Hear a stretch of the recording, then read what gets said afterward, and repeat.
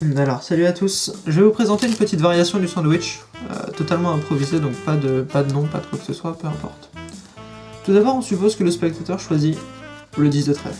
Le 10 de trèfle qu'on contrôle, oh, le gros lapsus, le 10 de trèfle qu'on laisse au milieu du paquet, comme ceci. On peut ensuite mélanger, bien sûr, on peut même laisser le spectateur mélanger si tel est son désir, comme ceci. A partir de là, on va utiliser le principe des cartes sandwich, qui consiste en fait à prendre deux cartes, par exemple les valets rouges, si j'en ai deux, les voilà. À prendre les valets rouges pour retrouver la carte du spectateur. Bon, déjà retrouver une carte, ce serait pas mal.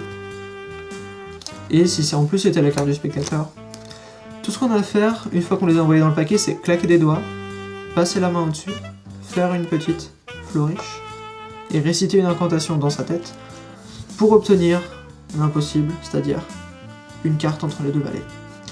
Bon, je sais ce que vous vous dites, c'est fantastique, c'est incroyable. Attendez de voir un petit peu la suite. La carte du spectateur est...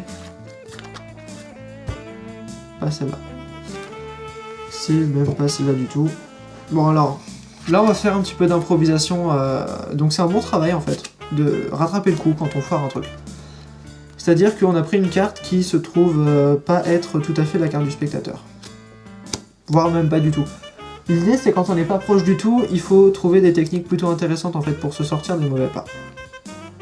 Et je sais ce qu'on va faire, on va laisser ça ici pour l'instant, et on va essayer de faire une télétransportation de la carte du spectateur. Non, on va essayer de la faire juste sauter du paquet, déjà ce sera pas mal je pense. Par exemple, si on fait ça, boum, elle saute dans ma main.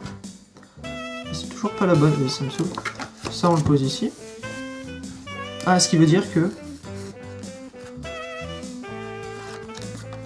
boum. Merci à tous.